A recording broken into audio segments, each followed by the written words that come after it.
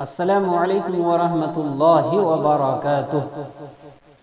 حضرت علی ابن ابی طالب رضی اللہ عنہ سے روایت ہے کہ ایک مکاتب یعنی متعین مال کی ادائیگی کی شرط پر آزاد ہونے والا غلام ان کے پاس آیا اور عرض کیا کہ میں اپنی آزادی کے لیے متعین رقم کی قسطوں کو ادا کرنے سے عاجز آ گیا ہوں۔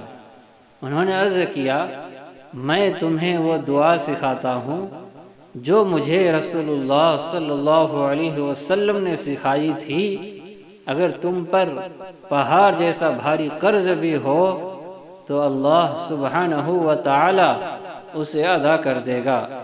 دعا یہ ہے، اللہم اکفنی بحلالک عن حرامک وَأَغْنِنِي بِفَضْلِكَ عَمَّنْ سِوَاكَ۔ اے اللہ، مجھے اپنے حلال کے ذریعے اپنے حرام سے تو کافی ہو جا اور اپنی مہربانی سے اپنے سوا ہر چیز سے مجھے بے پرواہ کر دے۔